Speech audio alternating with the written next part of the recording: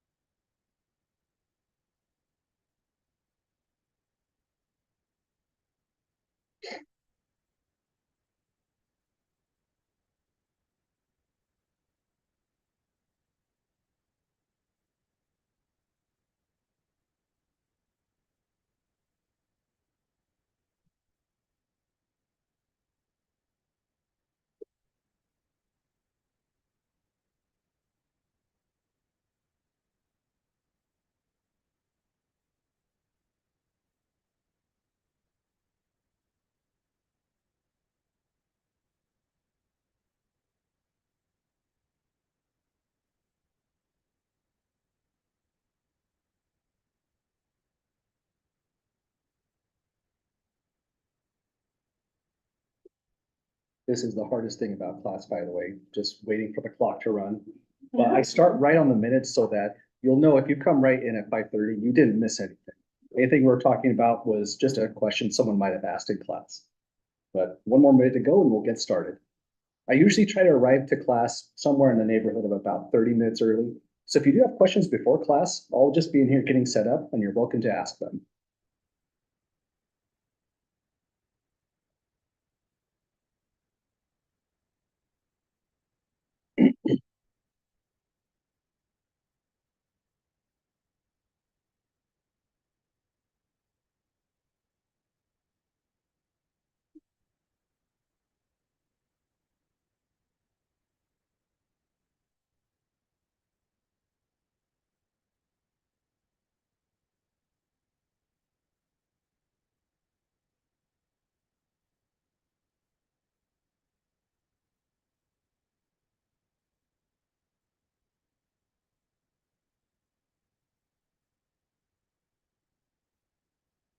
Well, I think we can start. Welcome back, everyone.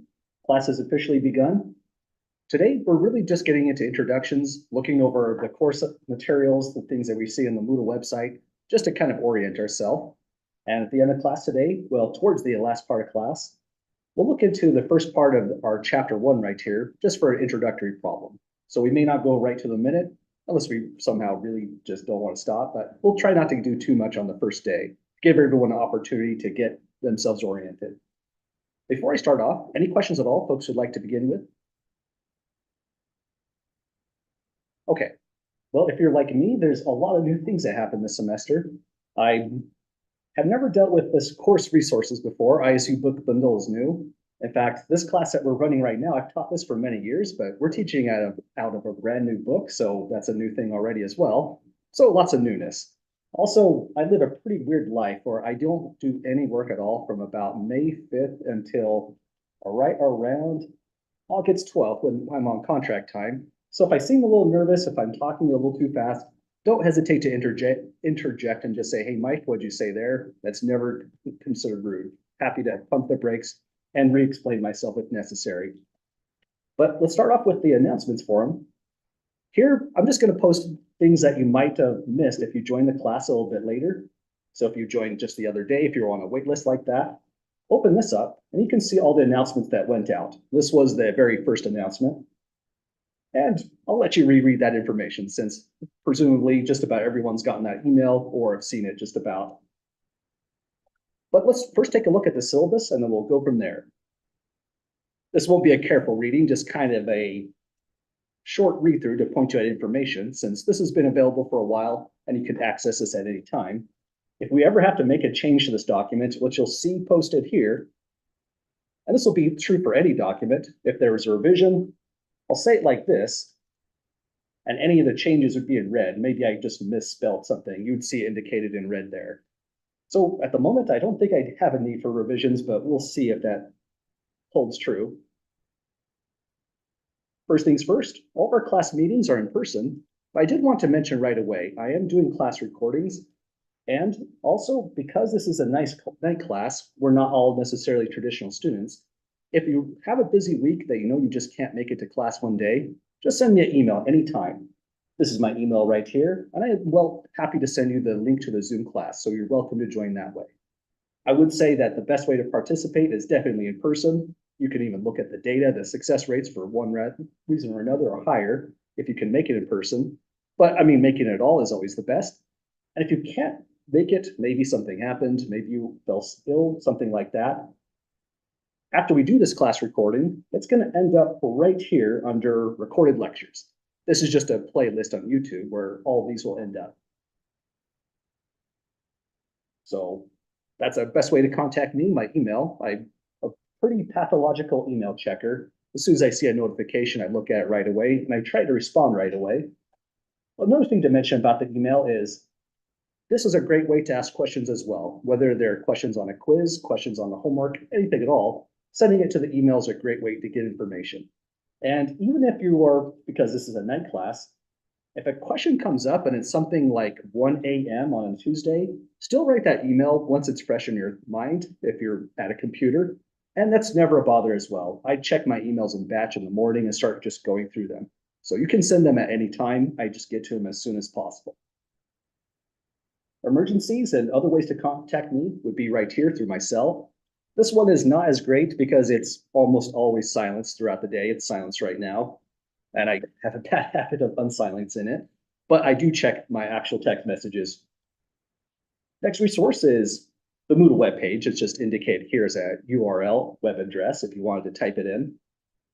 And that's what we're looking at right now, just taking a look at the information.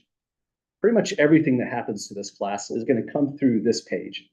All the notes we do get re-uploaded here. And if it was, say, a few weeks ahead and you came into class, it would just be scrolled down to the current week, the current document that we're about to take a look at. So all of the information gets posted here on the Moodle website, but I felt like it should still be an entry right here in the syllabus. As far as getting other extra help, I'm available from 2:30 to 4:30 p.m. in room 220. That's just across the hall in that direction. It's the Student Success Center. So feel free to pop in anytime on that day. They are just completely walk-in hours. I also have office hours through Zoom at these different times, Monday, Wednesday, and Thursday. And I'm usually just sitting in an open Zoom room until someone pops in and then we get working on a problem. So you're welcome to just jump in anytime as well. You don't have to email me before visiting any of these. They're completely walk-in. But sometimes people want to. Maybe you could say, I want to look at this information. Could we review that? Then I could probably get some things prepared ahead of that meeting. So if you feel like that's a good email to send, go for it. But it's never necessary to join the office hours. And we're all busy people. If none of these times work for you, that's going to happen to a lot of people in class. Just directly email me and we can find a way to meet outside of these hours. Any questions at the moment, folks? Okay, here's where it gets a little bit tricky. The textbook we're using is this intro stats textbook. Actually learned statistics in about, I think it was 2004 from the second edition. So it is a good book. It hasn't actually changed a whole lot. But the challenge with that is a lot of people may not even have a physical copy. You might have got it from the book bundle with a physical copy, or you might have opted out of the book bundle and got it in a cheaper way. But there's many ways to get that text. If you did the book bundle, you presumably have a hard copy. Please correct me if I'm wrong. This is all new to me as well. The administration did give us a lot of details on this. you should have a book and you should be able to now go through this link here. We're going to take a look at that as well throughout the class today to see how all that stuff works. But any questions or comments about the book bundle at the moment? I wasn't able to find that one. Because I opted out of the book one. Gotcha. So, but I'll continue to look again. So if you opted out, and that could be a good move for a lot of people, it just depends on your situation. This is a 4-credit class, so they're charging like what, $25 per credit, so that gets substantial already.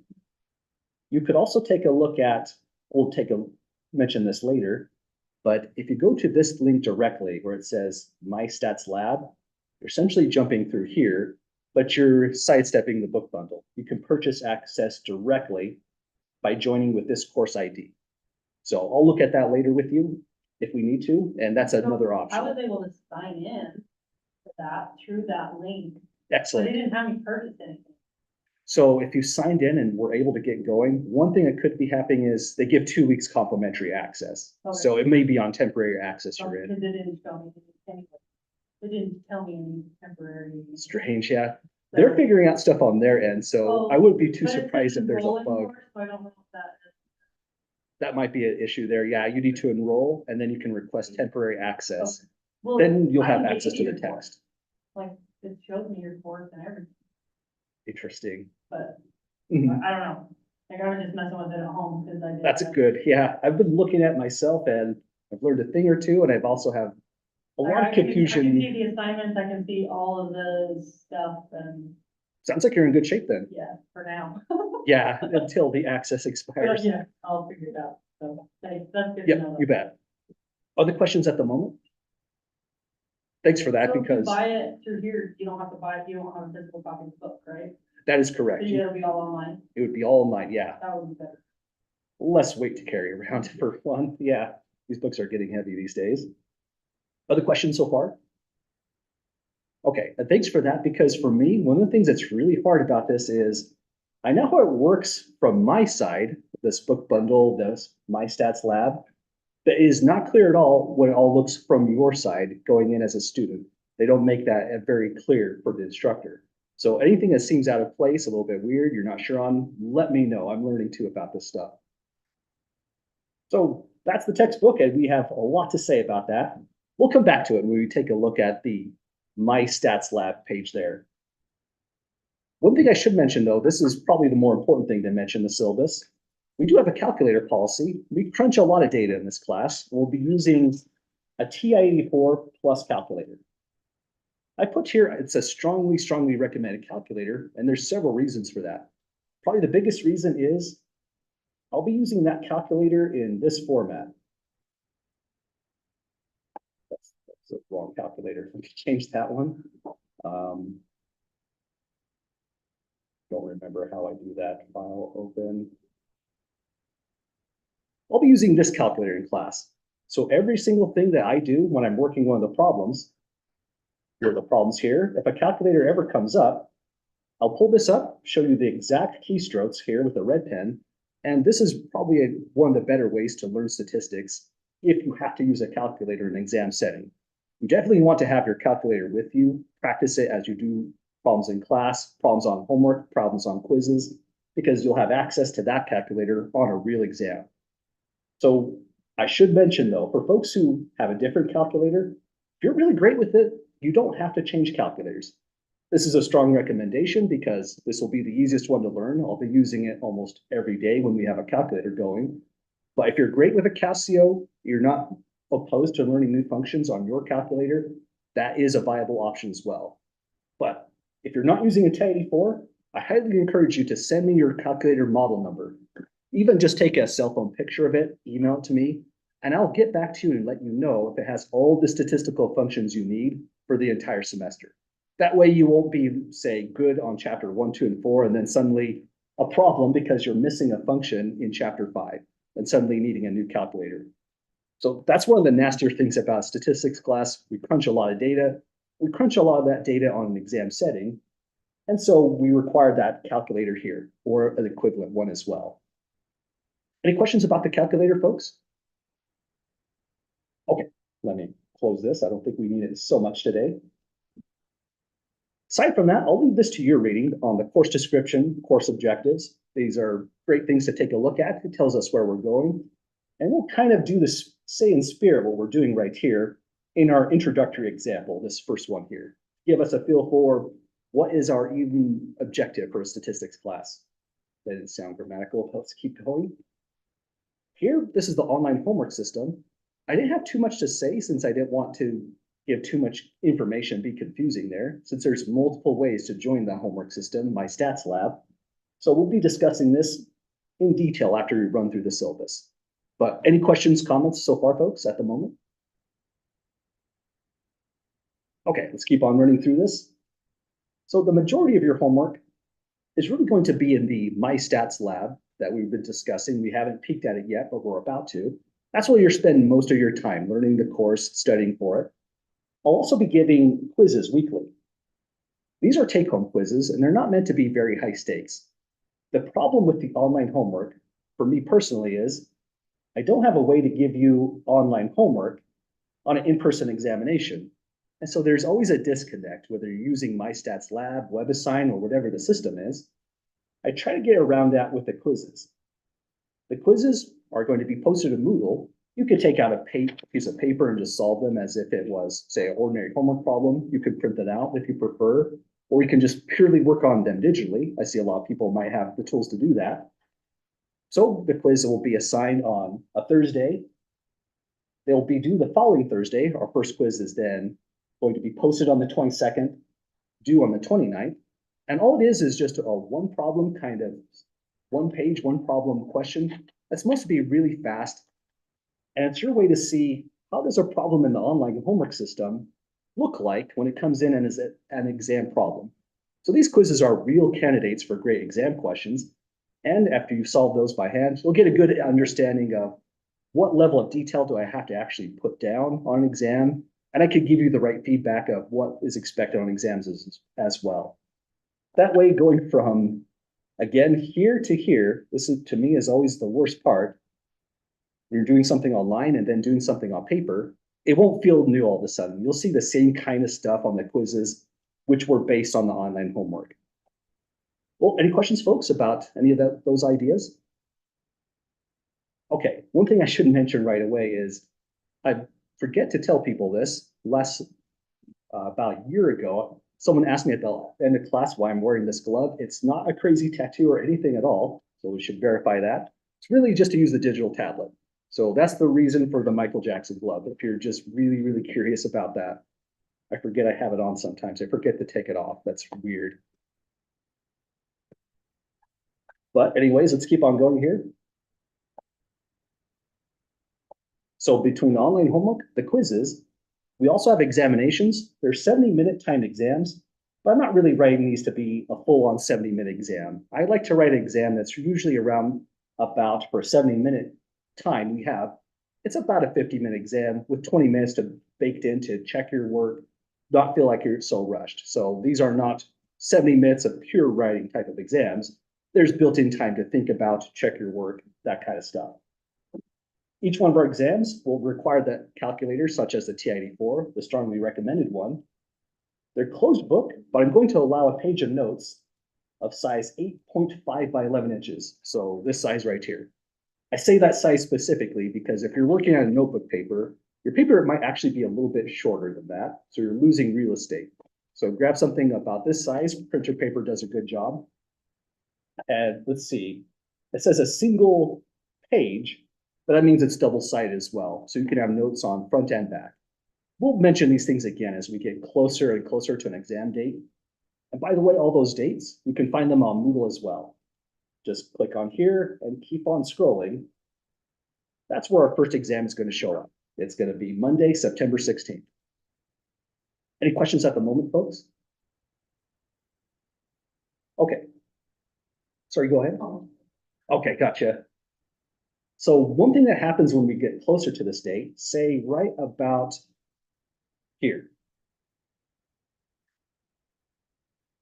I've got about 2 weeks to start thinking about what's going to be on the exam. And right around the weekend of this week, I start posting the coverage. I'll say over sections and so on, over chapters and whatever they are. I'll tell you what kinds of things are allowed on exam. I'll also post sample exam problems so you can review in all their different ways. So all those things try to get loaded in the closer and closer we get. Then pretty much all the exam dates are posted on here and other pertinent dates, like say we've got midterm week on this one here. This is not an exam week, it's just a week where we report your grades midway through. So that's roughly how the exams work. Exams are heavily based off the quizzes, and your quizzes are also heavily based off that actual homework in my stats lab. So everything's kind of aligned in that sort of way. There's a lot of other information here, but we'll come back to these kinds of things as we get closer to exams.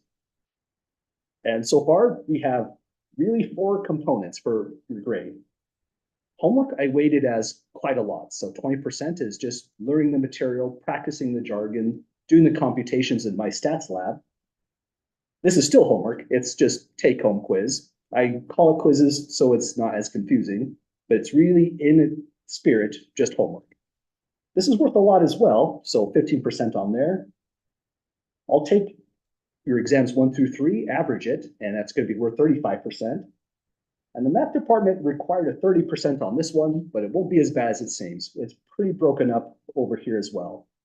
For people who have went through this course, I've taught it for several years, the people who do well on this tend to do pretty great on the quizzes.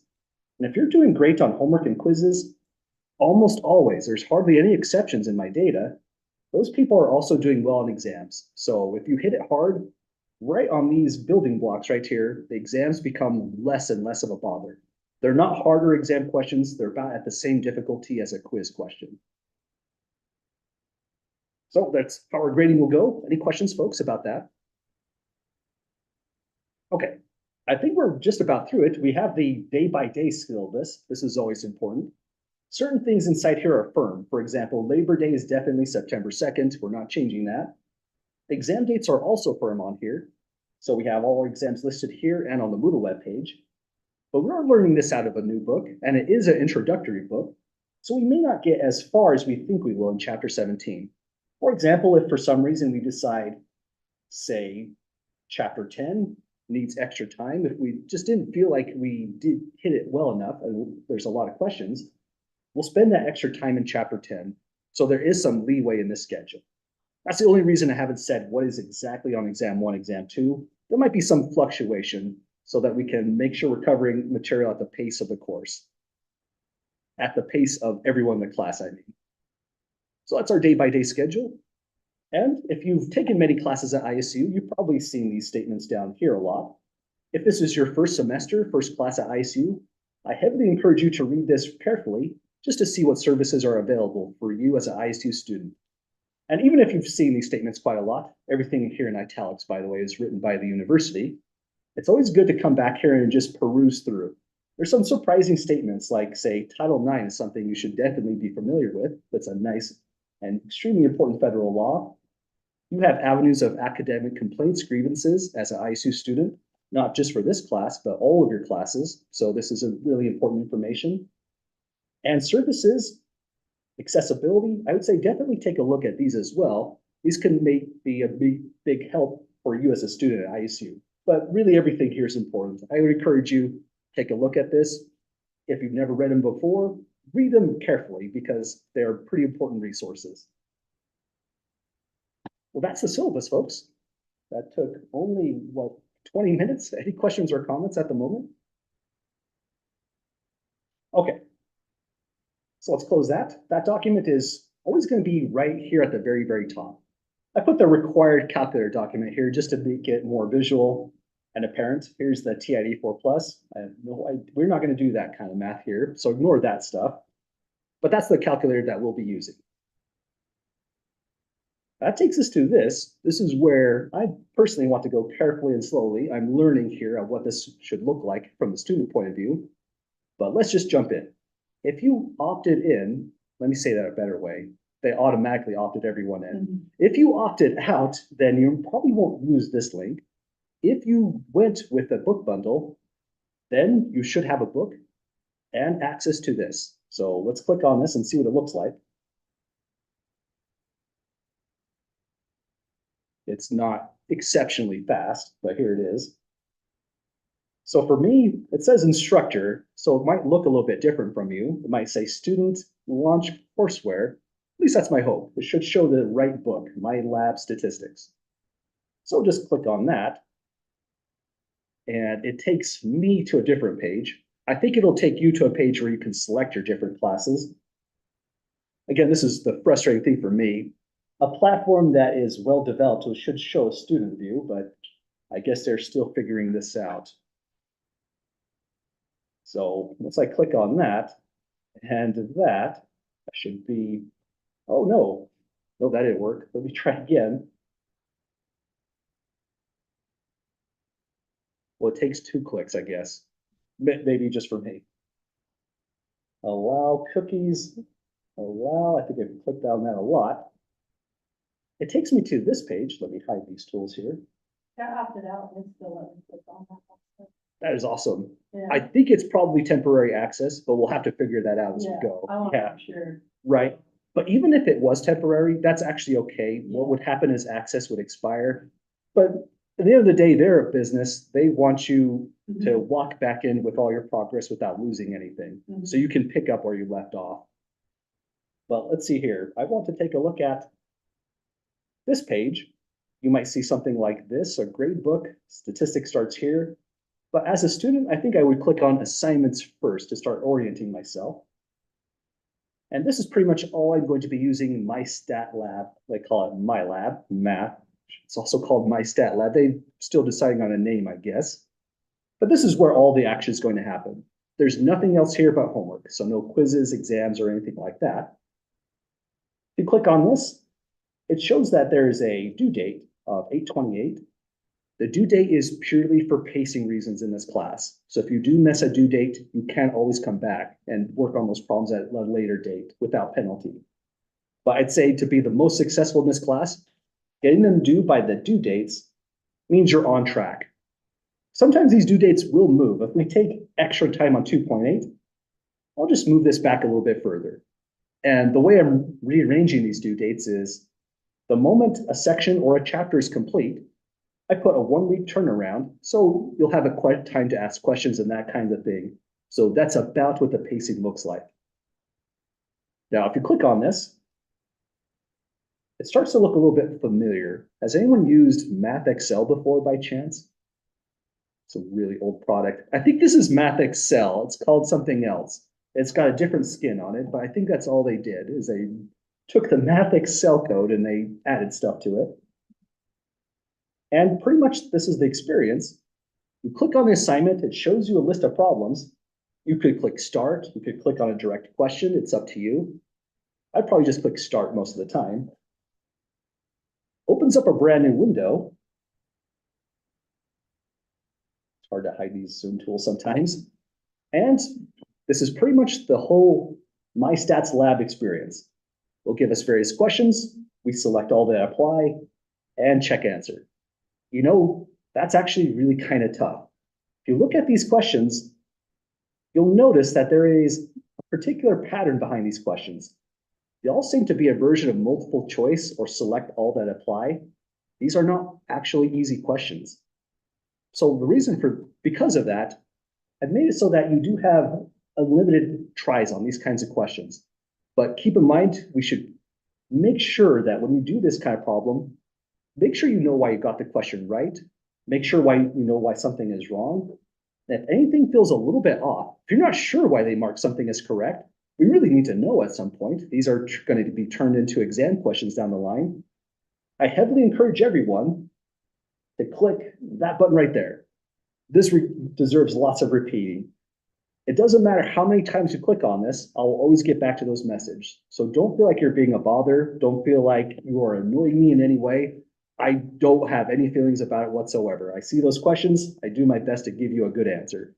If I can't give you a good answer inside the system, I'll email you directly with other things. I can't put in pictures and stuff like that. If you click on this, you can put in a message. It'll show me the section, the question that you were working on, and I try to give targeted feedback on what your question was. You might put in a detailed thing right here about what's going on with the question, or you could just say, I just don't get it, Mike. And I'm fine with that. I mean, this is not grammatical. You didn't uppercase my name, but this is just statistics. You don't have to be too worried about how you write this out. Just let me know what's going on with the problem and we'll get it worked on. I want to see what happens when I do that. So that's what the homework looks like. And you click on these. I'm just clicking these randomly. You click on check answer at the end. It says it's incorrect. And if I'm done with this, I'd be tempted to hit save, but really everything is kind of saved here regardless. It's just a good habit. You will not receive any credit for this intent until you check your answer. Let me say yes, I'm just getting out of here. And that's done. I mean, it looked bad. I kind of just rage quit that whole assignment because I missed it, but it's really low stakes. Just hit start again.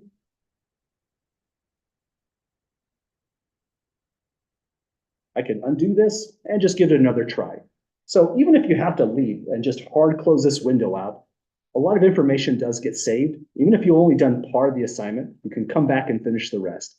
So it's pretty good about saving your responses. We'll talk about this a lot more, but I just wanted to show you what it looks like from my instructor demonstration side. It might be a little bit different from you. Let me know what those differences are, and we'll be sure to get those working out correctly. But any questions, folks, at all about that first look at my lab, stats lab, or however they call it? Okay. Anyone have any trouble getting access, getting inside here, doing the assignments or anything like that? What was it doing for you? Someone signed it, and I signed it, and I still have that it's saying that Oh, geez. So let me record that. So ISU credentials. I can put the book, moved up myself up and try to log in. Again. With that direct link. Yeah. Dang. Well, I've got ISU credentials not working. Let me put here not with direct link. Okay. And could I get your name, please? Madison. Gotcha. What I'll do is I'm going to take a look at this. I teach another 7 to 8:07 p.m. class. So tonight is probably not the best night, but I always put down a little list like this. I'll be sure to take a look at this first thing on Tuesday morning. I'll email you once I get any information on what could be going on with that. You bet. Anyone else had any weird issues or errors so far with that program? Okay. Well, if anything comes up whatsoever, we're all learning here. It's a new system, so I expect glitches. Don't hesitate to contact me. I'll be happy to help. But where do we see the book online? Oh, great question. Let's go back inside here. And I believe it's e-text contents. So you don't see all of these links. That's one thing that's a little bit tricky here. I don't think you'll see this one, StatCrunch or instructor tools. I mean, that probably should be hidden. But down here, e-text context, looks like I have to leave the assignment here. Opens up a new pop-out. Mobile and accessible e-text. I guess this is if you're doing it through a cell phone, maybe. Oh, no, that's just the link. And let's see. Thinking about it. Another thinking thing. Tempted to navigate is outside of the page range.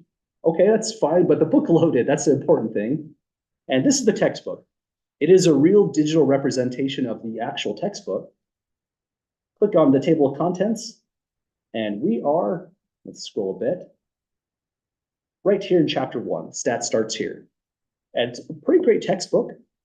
One thing I remembered as a student when I took this in year 2004 is the textbook feels different than an ordinary math book. I mean, this is not an ordinary math class in the first place, but one thing that takes some getting used to is there is actual exposition here. There's a author's voice. It feels more like prose than actual math stuff. So when you read through this, you're hearing from actual PhD professors in statistics how they would characterize the field and talk about it in a real way. It's not a formula, an example, and then a definition, thing like that. It's a little bit more personal. Some people like this, and I think when I first learned through this textbook, it was a pretty good way to learn. It may not be my favorite textbook in statistics, but I think it is in my top 3 at least. Any questions, folks, about this so far, finding the text? Okay, and there's probably other interesting tools here. Let's see, flashcards you can start building in.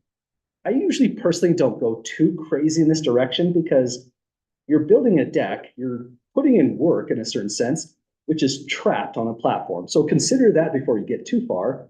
You build flashcards on your own using something like this, you have it forever. There's no login to this, and this kind of stuff, I think access will expire at some point. So keep that in mind. If you use these custom things, they could just disappear one day. The internet is weird like that. Other questions about this so far, other than the text? Okay, usually what I say at the first day of a statistics class, last semester we used WebAssign, what I would have said is pretty much your homework for the day is get registered on the platform and you're considered caught up for Wednesday. This class is a little bit different. We're figuring things out. So I would say to be caught up for the class, poke around inside this right here. If you did the book bundle, see what you can do, see what seems working, tell me what's not working, and we'll go from there. So if it's not working by the time you're here on Wednesday or even Thursday, don't worry about it. We'll make adjustments as necessary. This is new to everybody. It will not hurt your score. This is all on ISU and Barnes and Noble. So we're not going to get punished for their choices there. So if you're doing the book bundle, go through this link. If you opted out of the book bundle, click on this, My Stats Lab. This link right here takes you to this, well, it takes you to this, and then I have to click on that. There we go. And here, you're using the same exact platform, but you're working it from and essentially externally. What you now have to do is, let's see here, register. When you click on that, there's extra information you need. Let's see here. Student access would be the next thing I click on. Learning management system, they're referring to Moodle, but I believe your answer here isn't going to adversely affect you. But I think the best thing here is yes. Be nice if they said what an LMS is. Strange choice. I think we scroll down. Oh, does it? Yeah, because I had that question. Yeah, I see these acronyms and I see that we're I supposed think if you to scroll down. work on that. It's very concerning when they don't define things, right? Maybe it wasn't quite there. I did see it somewhere. I bet it's defined somewhere on this. Yeah. But those acronyms are kind of rude when you first see them. Oh, it's right underneath it. Canvas and Google. Oh, I missed that. Let me see. It's right underneath it, right there. Oh, they gave examples as how they defined it. I guess that does make sense. ISU's trying to get into Canvas, but I think this book bundle stuff is going to delay it another semester at least. We'll see what they decide to do. But click yes on this. It says next, get registered. That might not have been the right thing to click on. Hang on. Well, watch video. I think probably the better thing might have been no. Instructor's course ID is what we would need in this case. I'm gonna have to come back to this. Let me put down here. I thought I knew what I was doing, but in front of everyone, I'm realizing I'm missing some steps here. I'm gonna double check the opt out process. So I'll have better information, but while we're here, I'll click on I'm ready to register. This seems like the natural choice. Inside here, I feel like I clicked that a lot already. They want a course ID, and that's this right here. Start meeting with Jacobson. Copy that in. Then continue to register is for a Moodle linked course. You must register for this course through your local campus version of the Moodle learning management system. So that did not work. Gotcha. I think everybody has to go through here by what it looks like. That is really weird. Let's make a quick change to the Moodle webpage. Sorry for the distraction here, folks. I'm going to hide this and probably delete it until I get better information, but it looks like, let's put a note here. Everyone uses this. I'm going to delete that in a moment. That's just kind of a note for me until I figure out better information on this. But definitely a lot to learn on this first class day. Questions or comments at the moment? You want one of us to try and sign in through Google and then put the code in from there?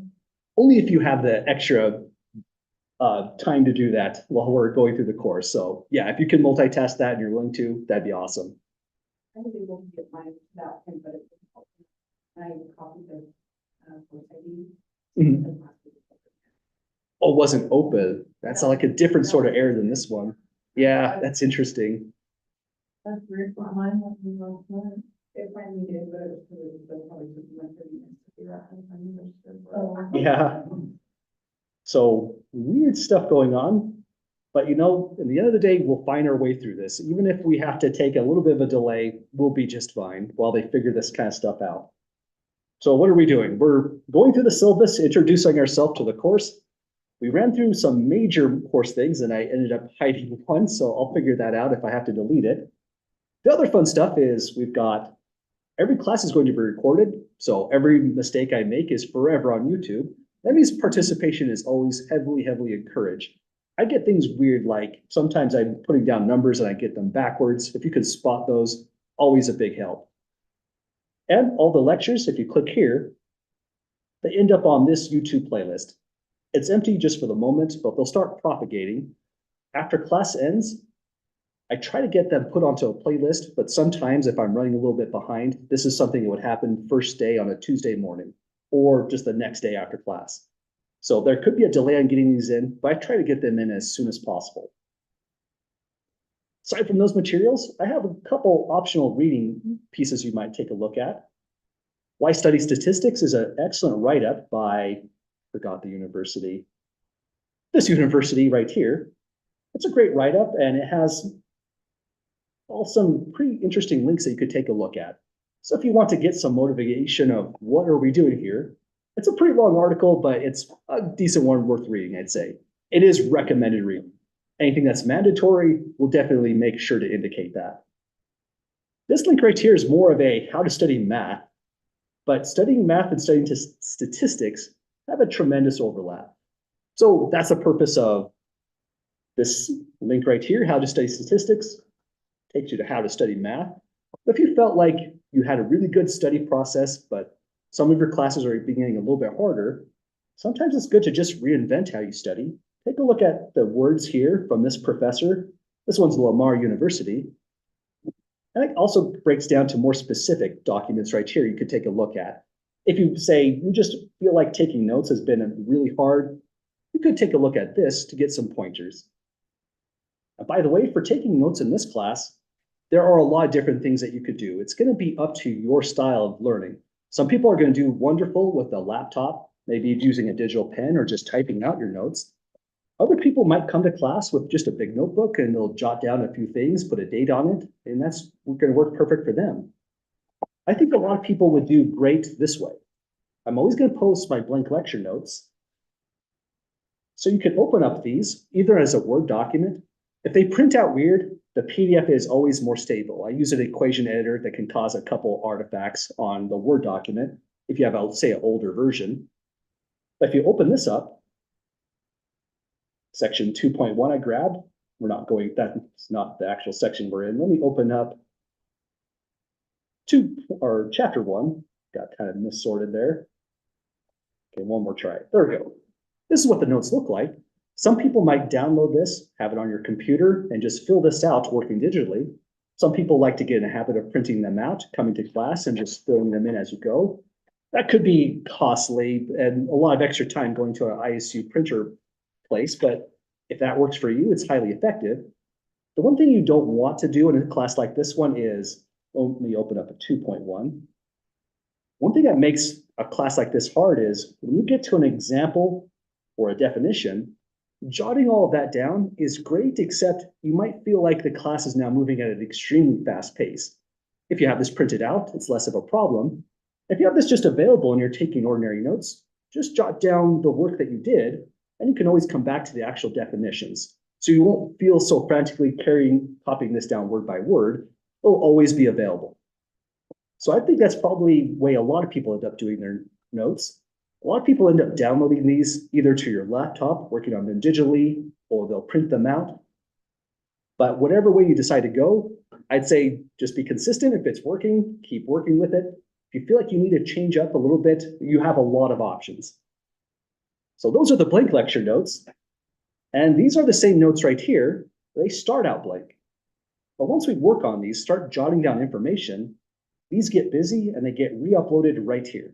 So the solutions to these are going to be found on our day-by-day section of the Moodle webpage. They start out blank, and if you forgot to print one, just go up here to get a blank one if you need one. And I'll always try to be a little bit ahead so you can print things out or download them a little bit ahead of time.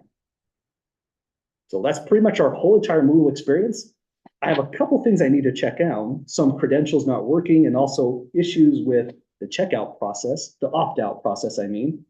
But we'll get those figured out by the end of this week is my big hope.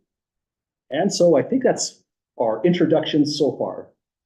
That took a while, but any questions at the moment, folks? Okay.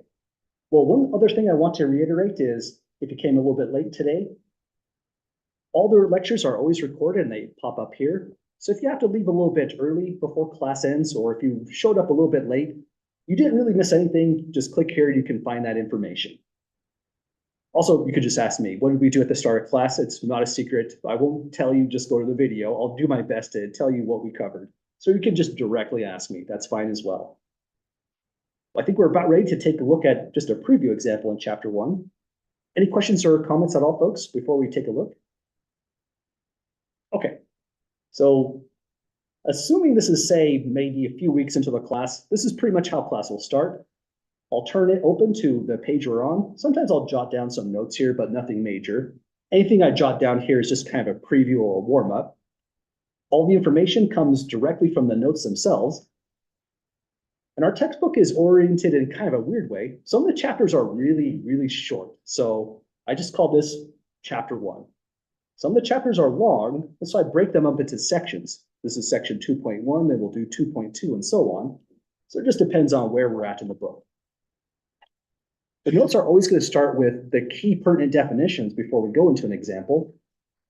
And this example is one that is not actually on the homework. That doesn't sound fun. I like to do examples that are on the homework. That's where example 2 is starting. This one is more of a preview for the whole course, and we will come back to this information as we move further and further along. So this gives us a good feel for what in the world we're even doing in a statistics class. The first things we take a look at is the difference between a population and a sample. In words, they say the population is the entire collection of individuals, if they're people, objects, if they're things like cars and so on, that you're trying to learn something about. And a sample is a part of the population that is selected for study. So that's it. That's statistics in a nutshell, really.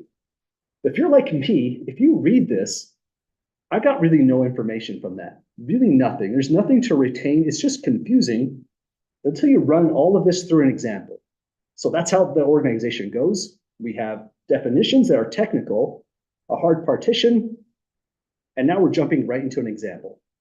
So here's some data. Well, kind of. It's summarized data. They said here, the San Fernando Valley residents are okay with a 1 cent transit tax. The MTA poll says. I'm not from California, so I'm assuming that's a newspaper or radio station. There's a headline of an article that appeared, oh, there's my answer, in the LA Daily News. So this is from 2016. And they said this headline was based on a response from a sample of 100 San Fernando Valley residents. And we just want to describe the sample and the population. Sometimes this is really kind of tricky. For example, it says describe the sample, but they just said a sample of 100 San Fernando Valley residents. So that's kind of the description right there. It almost feels like we are getting this answer wrong because there's so little to do on it. But it really is more subtle than it feels. The sample, as it says here, came from the population. So really the hard thing about this is describing the actual population itself. It's an initial example, so it's not too bad. So let's write down here, the population is any volunteers for what it ought to be. It's got to be the entire collection of individuals This time it's individuals, not objects. Yeah, go ahead. The Fernando Valley residents. Exactly. That's tricky, right? It seems like we didn't do anything. We're just spitting out part of the problem that's already here. But that is the population. When they printed that article in the LA Daily News, it was to say something about an entire collection of individuals, everyone that belongs in that area. So the population is all San Fernando Valley residents. We've got a population. Next, well, the sample, they said right here, is the 100 residents selected. Sample, so we should be grammatical. Let me put the on this one. The sample is the 100 residents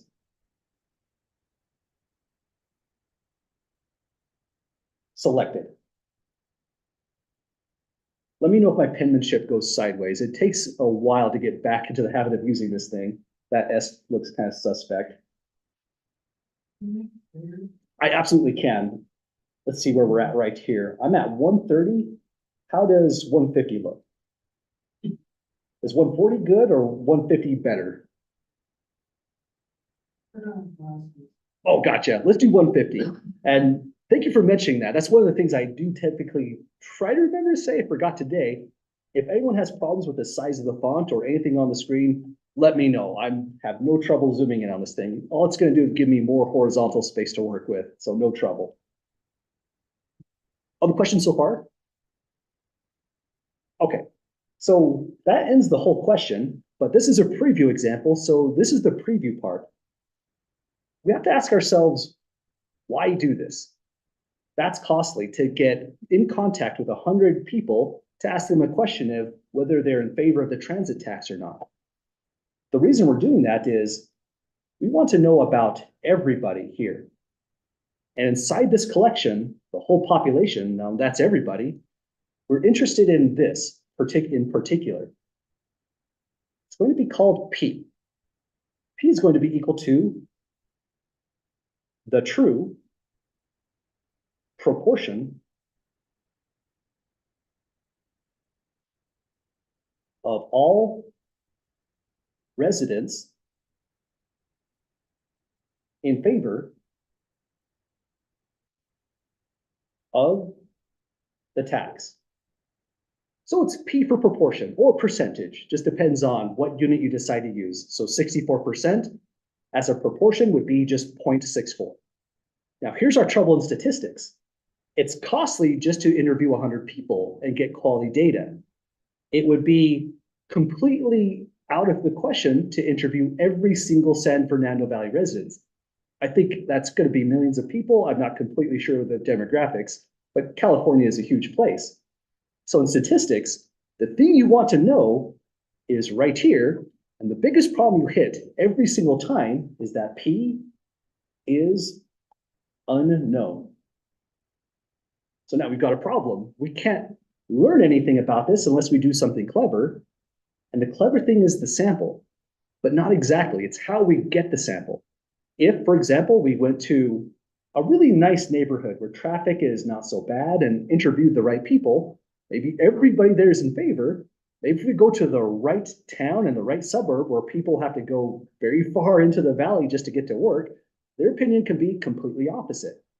But we want to get data that's representative of everybody, every single person in San Fernando Valley, no matter where you live, no matter how bad your transit really is. So this sample could either give us good data or terrible data. It's how we get the sample. We have to use something referred to as randomization or random selection. If we select these residents at random and the process gives us something that's representative of all San Fernando Valley residents, then suddenly this data looks good. It's representing everybody now, those 100 people selected in the study. So this deserves a bubble as well.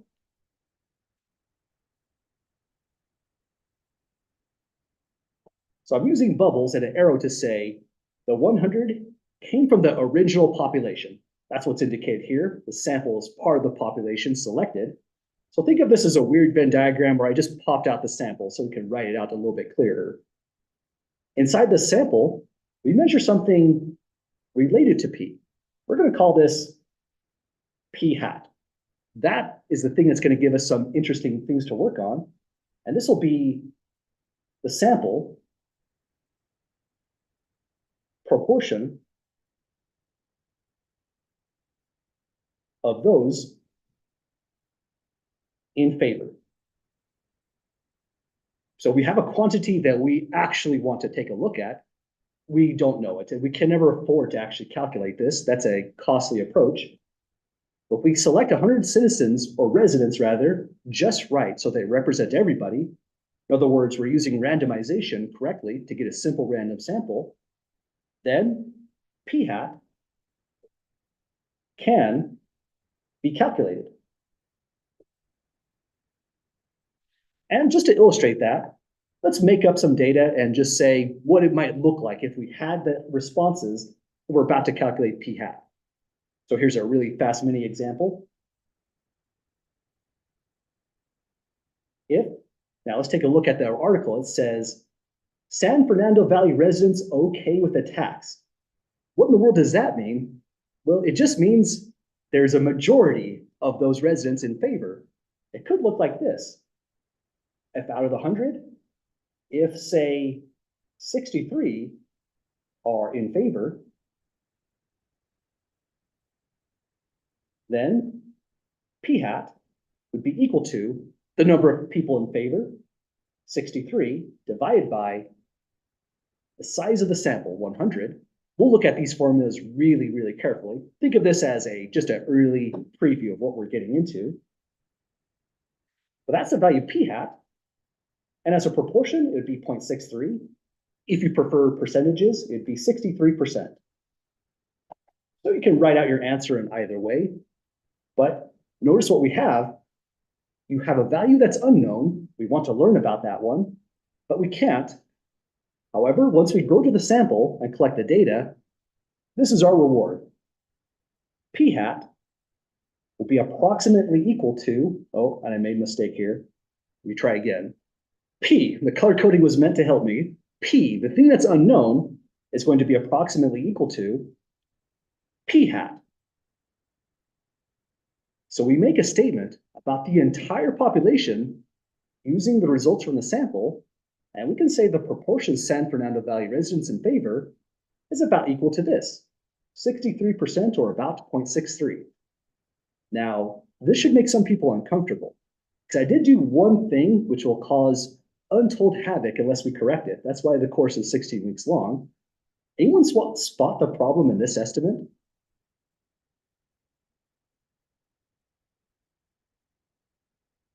It's a weird and subtle thing, but the more you think about this, the more it becomes, aha, there is a problem. If we say P is approximately equal to 0.63, the next thing you have to ask is, how reliable is that? What is the margin of error? In other words, what is the error in making this estimate? So this is what inferential statistics are all about. We must describe how reliable this estimate is. Because if this was closer to, say, 0.52, for example, well, the error in that estimate might have made the true value here below 50%, and the residents are actually not in favor at all. But if we can get a handle on the size of that error, that might have been the right conclusion to this study, even if that was close to 0.5, where it's more of a half and half. But that's the kind of stuff we're going to get into. And the way we resolve this right here is through probability. That's kind of the hump of the course. We learn a little bit of probability theory. So we know how to handle the statements like these. We'll turn it into a confidence interval estimate later on. And then it's kind of free sailing. After we get past probability, the course becomes a lot better and easier to get through. So it'll feel a little bit tough here and there, but overall, it's not a terrible course to get through. Well, any questions, folks, about this preview here? Okay, so this one again is not on the first homework assignment. It's more just showing where we're going to be going. And as we get to different parts, say the randomization, calculating the statistic, discussing the parameter, we'll look at this example here and there just to see what we're doing, kind of orient ourselves at the bigger picture.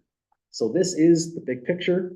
Essentially, the whole course is all about that right there, quantifying that error. There's more to it, but in a nutshell, that's the whole course. Well, folks, we could keep going, but I think this is probably a good stopping point for us. Any questions or comments at all before we call tonight? Okay, so pretty much what happens at the end of this, I don't always do this in class, but if you're curious, I click on File, Save As, turn this thing into a PDF. Then we go back here, I delete this, I upload the result that we currently have.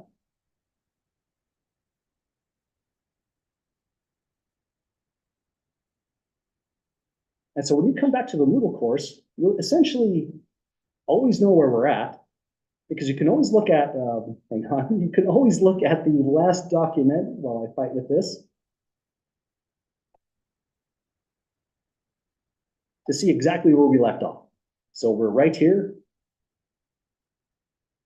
where these notes left off on this point. So that's my pattern for getting through the day. It's a lot of little things that I have to do, putting a video in a playlist, getting the notes uploaded, remembering to upload the blank lecture notes. I get a routine where I hit all those things, but mistakes happen. If you notice something's missing, just send me an email. I'll get on it right away. I might forget to upload a blank note, or maybe you might notice a video is just not right here that you expect. I'll look into it and put it in the right playlist. But that's all I have for folks today. If you have any questions, we usually go to 6:40. I'm available for about 15-ish minutes, but I have another class right at 7 o'clock that starts. If you're on campus really late, I take questions at 8:07 p.m. when my last class ends. So you could swing by then to this classroom as well. But any questions at all then, folks, before we end officially? Okay, well, have a great night, folks. I'll see you all on Wednesday.